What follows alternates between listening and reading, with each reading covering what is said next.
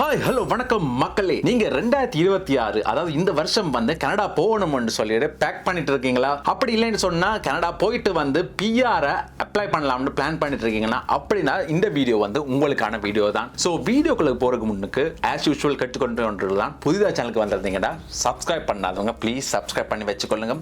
அது மட்டும் இல்லாம கனடா போக நினைக்கிற உங்களோட ஃப்ரெண்ட்ஸ் அண்ட் ஃபேமிலி யாரா இருக்கட்டும் இந்த வீடியோவை ஷேர் பண்ணி விடுங்க. ஏன்னு சொன்னா நம்ம சேனல்ல வந்து கனடாக்கு எப்படி போறது, ஏஜென்ட் இல்லாம எப்படி போறது, அது மட்டும் இல்லாம அங்கங்க லைஃப் ஸ்டைல் என்ன மாதிரி, கனடா மட்டும் இல்ல யூகே ஆஸ்திரேலியா போன நாடுகள் லைஃப் ஸ்டைல் என்ன மாதிரி என்றத சொல்ற ஒரு சேனல் தான் இது. நாளுக்கு நாள் அடி ரூம்ல இருந்து கொண்டு யூகே அப்படி ஆஸ்திரேலியா அப்படி என்றதெல்லாம் சொல்றது இல்லைங்க. அந்தந்த நாட்டுக்கு போய் அங்க வாழ்ந்து வீடியோ போடுறதா நம்ம ஸ்டைலு, அதுவும் ஆனல் வ்ளாக்ஸ் ஸ்டைலே அதுதான். ஸோ சப்ஸ்கிரைப் பண்ணி வச்சுக்கொள்ளுங்க. கிட்டத்தட்ட இப்போ 15-20 நாடுகளுக்கு போயாச்சு.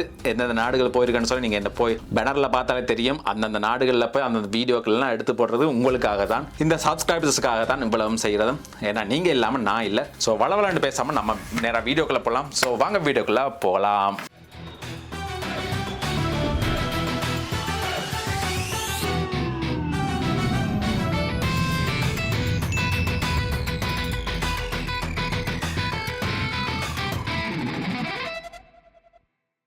நான் முதல்ல சொன்ன மாதிரி தான் நீங்கள் கனடாவுக்கு பிளான் பண்ணுறதுங்கன்னு சொன்னால் இந்த வீடியோ வந்து உங்களுக்கு ஒரு ஐ ஓப்பனராக இருக்க போகுது. ஏன்னு சொன்னால் கனடா அரசாங்கம் அவங்க குடியேற்ற கொள்கையில் முன்பே இல்லாத அளவுக்கு 20 முக்கியமான மாற்றங்களை வந்து கொண்டு வந்திருக்காங்க. இனி போனா பிஆர் கிடைச்சிடும் அப்படின்ற காலம் முடிஞ்சு போச்சுங்க. 2024 எது செல்லுபடியாகும், எது ரிஜெக்ட் ஆகும், 20 பாயிண்ட்ஸை வந்து நம்ம இந்த வீடியோவில் வந்து தெளிவாக பேச போகிறோம். ஸோ ஸ்கிப் பண்ணி ஃபுல் பார்க்காதீங்க. ஃபுல்லாக இந்த வீடியோ பார்த்து தான் உங்களுக்கும் புரியும், உங்கள் ஃப்ரெண்ட்ஸுக்கும் ஷேர் பண்ணி விடுங்க. முதலாவது வந்து பிஆர் சேர்க்கை வந்து குறைச்சிருக்கு.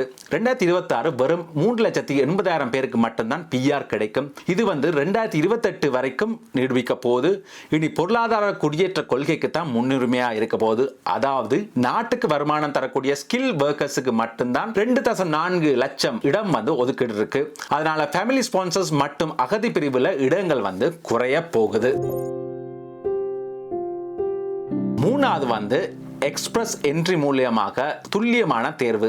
இனி வந்து பாயிண்ட்ஸ் மட்டும் இருந்தா போதாது, கனடாவுக்கு தேவையான குறிப்பிட்ட வேலை துறையில நீங்க இருந்தா மட்டும்தான் உங்களுக்கு ஐடிஏ வந்து வரும். நான்காவது வந்து யாருக்கெல்லாம் முன்னுரிமை என்று பார்த்தோம்னா health care, doctor, nurses, construction, plumber, electricians மாதிரியான ஸ்டெம் தெரிஞ்சிருக்கும். கல்வி மற்றும் விவசாயம் இந்த துறையில இருந்தா உங்களுக்கு வந்து ரெட் கார்பெட் தான்.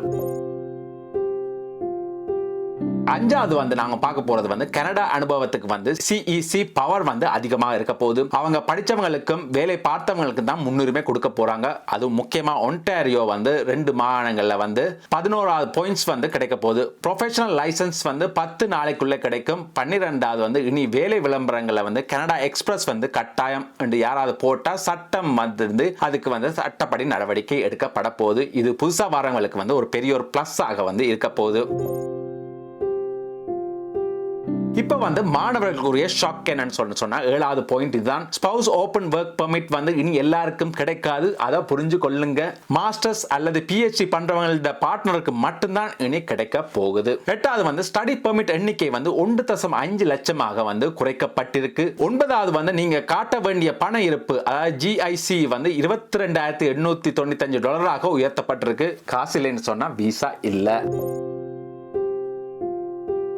தற்காலிக ஊழியர்களோட எண்ணிக்கை வந்து 2.3 லட்சமாக குறைக்கப்பட்டிருக்கு. லோக்கல் கனடியன்ஸுக்கு வந்து வேலை கொடுக்கணும் என்றதான் அரசின் நோக்கம். 10வது வந்து ஸ்டார்ட் அப் விசா இப்போதைக்கு ஸ்டார்ட் அப் பண்ணி வச்சிருக்காங்க.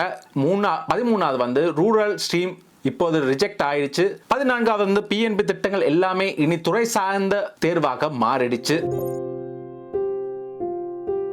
15வது வந்து ஃபேமிலி ரீயூனியன் வந்து தாமதமாகும். 16வது வந்து அகதிகள் விசா இலக்கு வந்து குறைக்கப்பட்டிருக்கு. சோ ரூல்ஸ் ரொம்ப கடுமையாக இருக்க போகுது. 17வது வந்து பிரெஞ்சு மொழி தெரிஞ்சிருந்தா உங்களுக்கு ஜாக்பாட் பிஆர் வாய்ப்பு வந்து 50% வந்து அதிகரிச்சிருக்கு. 18வது வந்து ஆவணங்கள் ரொம்ப முக்கியம்.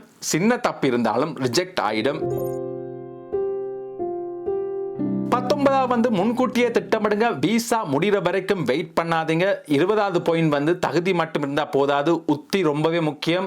IELTS ஸ்கோர், வேலைத்துறை, மாகாண தேர்வு இது எல்லாமே சரியாக வந்து நீங்க பயன்படுத்துங்க. இந்த 20 பாயிண்ட்ஸையும் வந்து நான் டிஸ்கிரிப்ஷன்ல போட்டிருக்கேன். நீங்க நான் சொன்னது விளங்கன்னு சொன்னா அதை போய் பார்த்து தெரிஞ்சு கொள்ளுங்க. ஓகே மக்களே, கனடா இப்ப வந்து பழைய கனடா கிடையாதுங்க. அவங்க ரொம்ப தெளிவாயிட்டாங்க. நாமும் இனி தெளிவா இருந்தா மட்டும்தான் இனி ஜெயிக்க முடியும். 2026ல கனடா போற இருக்கிற உங்களோட ஃப்ரெண்ட்ஸுக்கு வந்து இந்த வீடியோ வந்து மறக்காம ஷேர் பண்ணி விடுங்க. அவங்களுக்கு ரொம்ப பார்த்து தெரிஞ்சு கொள்ளட்டும். ரொம்ப முக்கியமான இந்த வீடியோ வந்து என்னென்ன மாற்றங்கள் என்னென்ன எல்லாமே தெளிவா நம்ம இந்த வீடியோல பேசியிருக்கிறோம். அது மட்டும் இல்லாம டிஸ்கிரிப்ஷன்லயும் இந்த பாயிண்ட் வைஸா உங்களுக்காக போட்டும் இருக்கிறேன். ஸோ உங்களுக்கு எந்தவித டவுட்ஸுமே இருக்க வேண்டிய தேவையில்லை. கத்தி கத்தி தொண்டை தண்ணி வத்தி போயிடுச்சு. அதனால சப்ஸ்கிரைப் பண்ணாதவங்க சப்ஸ்கிரைப் பண்ணி சப்போர்ட் பண்ணுங்க. நீங்க சப்போர்ட் பண்ணாதான் நம்ம இந்த மாதிரியான எல்லா வீடியோக்களும் எல்லாமே திட்ட தெளிவா உங்களுக்கு போடக்கூடியதாக இருக்கும். மீண்டும் ஒரு முறை சந்திக்கும் வரை விடைபெறுவது உங்கள் அன்பினான ஸ்டே சேஃப் மக்களே. Take care of yourself. மீண்டும் சந்திக்கும் வரை விடைபெறுவது உங்கள் அன்பினான see you on another video. Cheers மக்களே.